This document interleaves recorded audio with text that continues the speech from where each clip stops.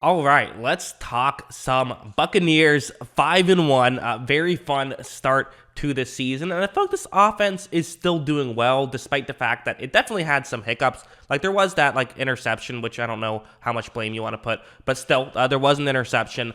And it certainly, sort of fell off, like no points in the fourth quarter. That was bizarre. And even, the running game was good, although the numbers wouldn't show that. The numbers, Fournette, who I felt like had a really good day, only averaged 3.7 yards per carry, although two of those were touchdowns. So, getting stopped by the goal line still might hurt your yards per carry, but obviously helps the team.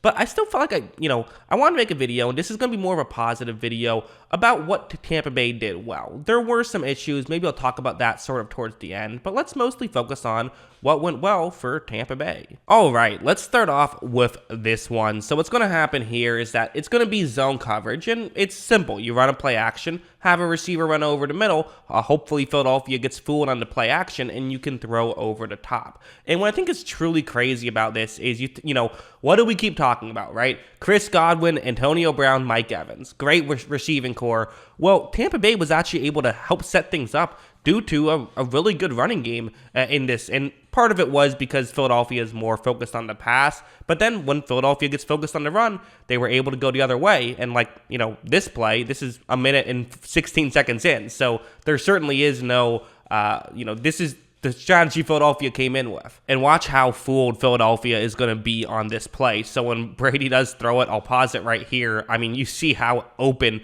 Mike Evans is getting right here. That just sort of adds to the eliteness of this offense, and how they were able to have so much success early on was because of, stuff like this. It wasn't just guys winning in man. Well, then, okay, teams are going to stop playing man because they know they can't cover him man-to-man. Well, you can't cover him in zone either. There's no winning. Like this play was another one. On that same drive, this was a fun concept. I've heard that people are talking about Byron Leftwich as potentially a head coach next year, which is interesting to me. But I also think a big aspect is just with the way the talent is on Tampa Bay, any offensive coordinator would look good. But he had some good play calls of his own. I thought this one was good, where it's going to be, it's a play action. And the way it works is, Evans is running toward the offense's right. You have Fournette after the play action will also run towards the offense's right. But the real route, the money route on this play is going to be O.J. Howard, the tight end, number 80. He's going to roll over the middle, and basically, as long as he gets through, this can work out perfectly. Watch out right when this play starts. Howard is not blocked at the line. At this point, right when you see this, O.J. Howard is wide open, and he's going to get a touchdown.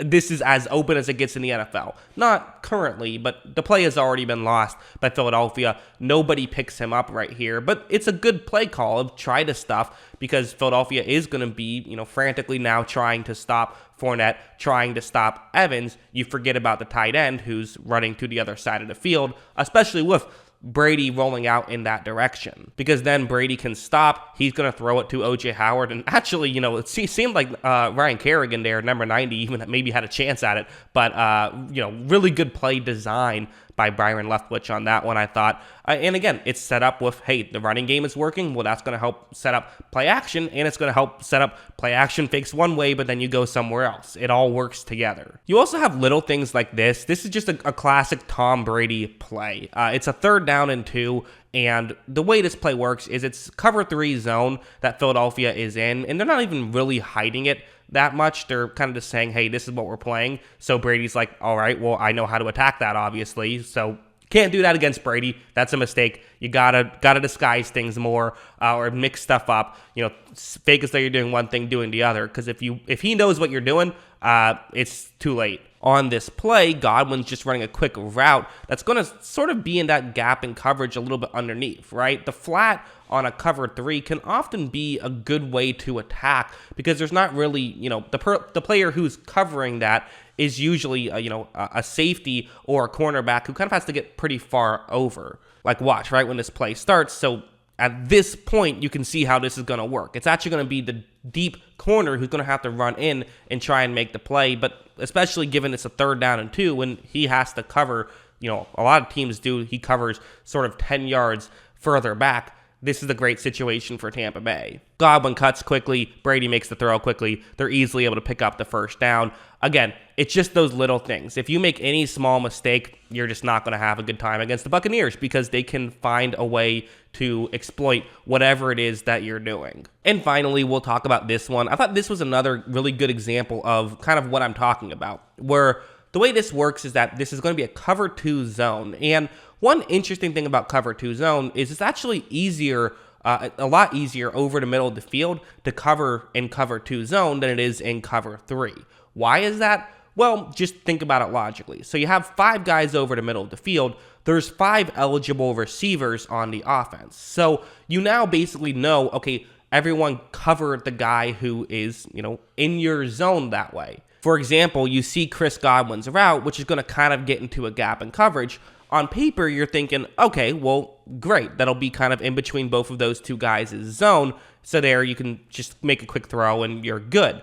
The issue is that since there's 3 receivers on the offense's left, the middle linebackers should be already cheating in that direction. He should be paying attention to Godwin because that's probably the guy he's going to be ending up covering, as you're probably going to have to shift over. And so watch, when Godwin starts running, you see the middle linebacker, he's aware of Godwin, right? He immediately turned his hips in that direction.